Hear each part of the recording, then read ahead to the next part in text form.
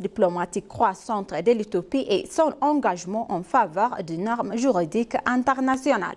En outre, la Commission a examiné un traité bilatéral avec le Brésil concernant le rapatriement des personnes condamnées ainsi qu'un accord officiel extradition avec l'Afrique du Sud pour les personnes recherchées dans le cadre de poursuites pénales.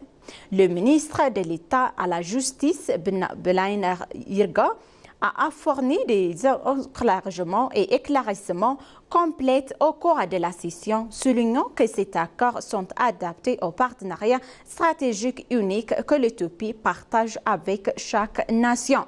Soutenant cette vision, Issa Bourou, vice-président de la commission permanente, a souligné que cette implication profonde de ces traités pour l'intérêt national de l'Éthiopie.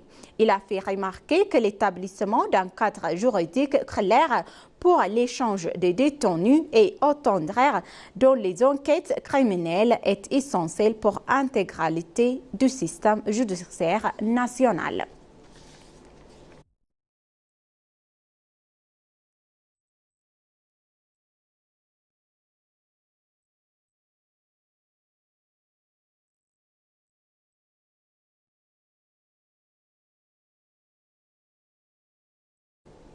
Le gouvernement éthiopien accorde une importance capitale à la construction d'une Éthiopie numérique, considérée comme un pilier essentiel de la prospérité nationale selon les services de communication du gouvernement.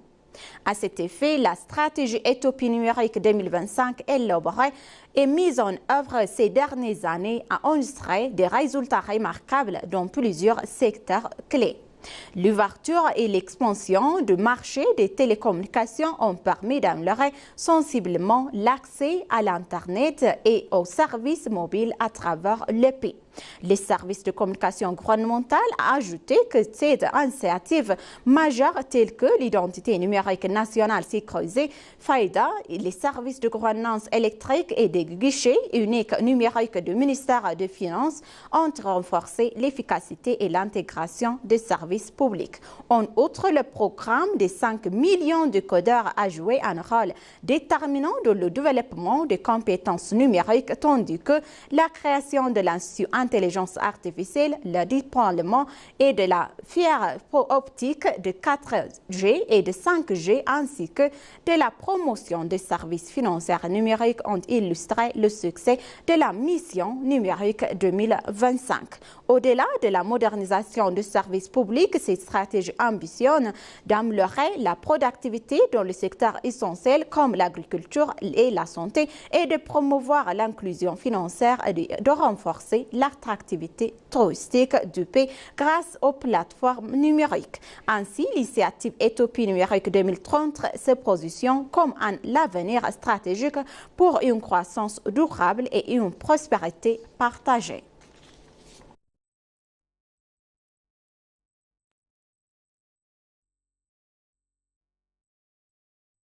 Le ministre d'État auprès de la Chambre des représentants du peuple, Tesfaye Besigye, a déclaré que le processus de construction nationale et de consultation nationale avait atteint une étape cruciale pour jeter les bases de l'État fort et de consensus national. Il a indiqué que des initiatives étaient actuellement en cours en Éthiopie pour accélérer la construction d'un État fort.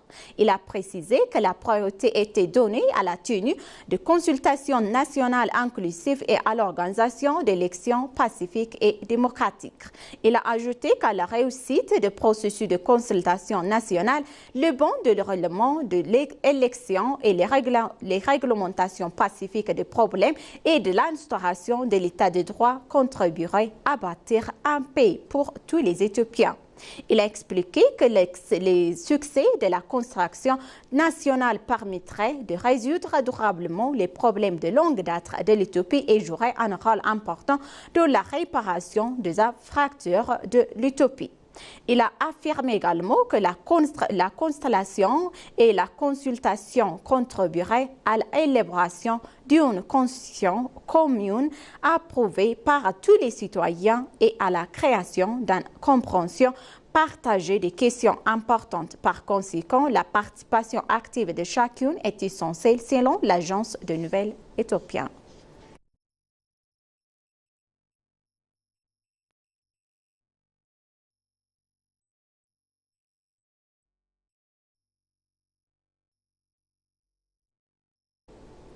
Les négociations se poursuivent afin de finaliser l'adhésion de l'Éthiopie à l'Organisation mondiale du commerce d'ici 2026, a déclaré la Comité national de négociation de l'Organisation mondiale du commerce. Le comité a examiné les progrès réalisés par l'Éthiopie dans les négociations multilatérales et bilatérales. Le ministre du Commerce et de l'intégration régionale, négociateur en chef Kassan Gofé, a souligné que les résultats positifs de sa participation à la récente Assemblée générale de l'Organisation mondiale du commerce qui a permis d'accélérer les négociations.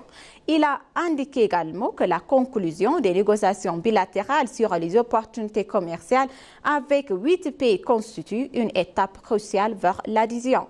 Le ministre a expliqué que les efforts sont déployés pour conclure rapidement les négociations avec les 9 membres répostants. Donc, lors de cette réunion, le Comité national a adopté des décisions sur les questions soulevées lors de la 6e réunion du groupe de travail et représenté par le comité technique. Il a été indiqué également que le groupe technique devait finaliser les documents nécessaires à la 7e réunion du groupe de travail de soumettre le secrétariat.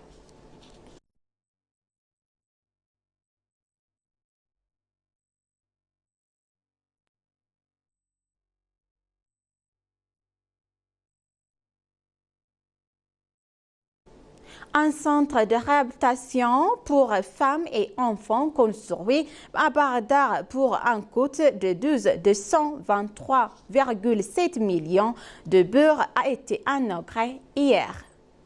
Il a été précisé que ce centre a été construit en collaboration avec les directions générales régionales de la santé des femmes et de la jeunesse et des affaires sociales. Selon Lergoge Tesfaye, ministre des Femmes et des Affaires sociales, présente à la cérémonie d'inauguration, le gouvernement de Medemar ouvre à la mise en place d'un système où tous les citoyens peuvent participer et bénéficier équitablement.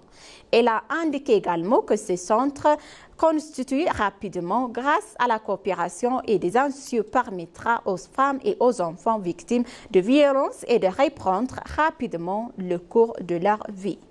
Donc, la chef adjoint de l'État régional d'Amara, Moulounache DC, a déclaré que le centre créera un environnement favorable en soutenant les femmes et les enfants victimes de violences. Elle a également annoncé que le développement de centres similaires de l'autre ville serait intensifié. Le centre a été construit sur une superficie de 3200 mètres carrés en 3 mois, a indiqué le directeur du bureau régional de la santé, M. Mengistu. Le ministre des Femmes et des Affaires sociales, Ergoge Tesfaye, et d'autres autres responsables ont également visité le centre de formation de leadership, transformation et de l'information à égalité des genres, l'établi l'hôpital spécialisé Fellerot à Bardar.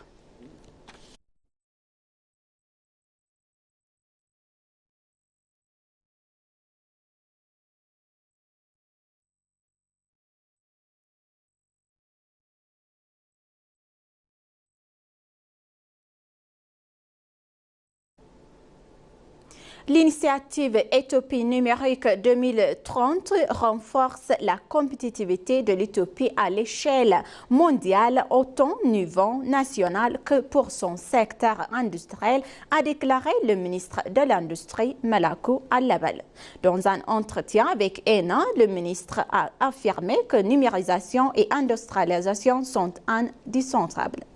Le ministre a ajouté également que les conditions financières et politiques sont également essentielles pour créer un environnement propice à la transformation numérique.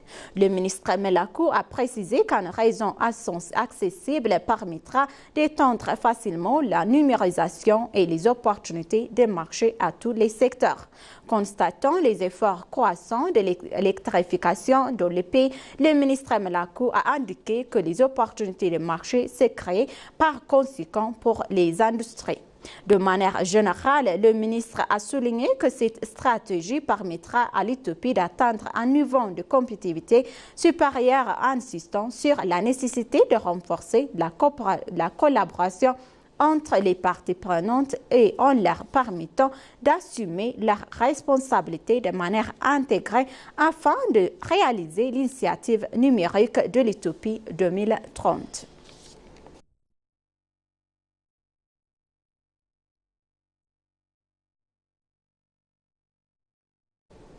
Des étudiants d'établissements d'enseignement supérieur ont participé et ont déclaré que le programme 5 millions de codeurs éthiopiens leur fournit des compétences essentielles pour participer activement à l'écosystème numérique en pleine expansion du pays.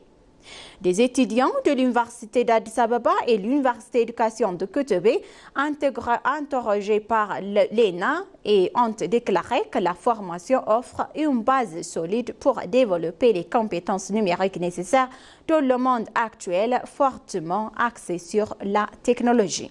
Ils ont salué que la formation gratuite au codage leur offre de la précieuse opportunité d'acquérir des compétences numériques de base. Selon eux, le programme joue un rôle essentiel dans l'accélération de la transformation numérique et encourage la participation de tous les citoyens. Selon les étudiants, les compétences numériques acquises grâce à la formation leur ont été d'un grand secours donc de secteur de lycée étudiants. Et ils ont indiqué enfin que la formation est structurée de manière civilienne et ce qui facilite les compréhensions de la technologie pour les personnes de tout horizon.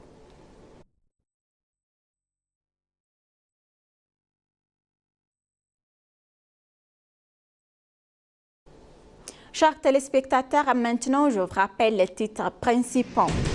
La demande de l'accès à la mer de l'Éthiopie est une priorité stratégique et est une question de génération, a déclaré le ministre des Affaires étrangères Gédéon Timotheus devant la Chambre des représentants du peuple.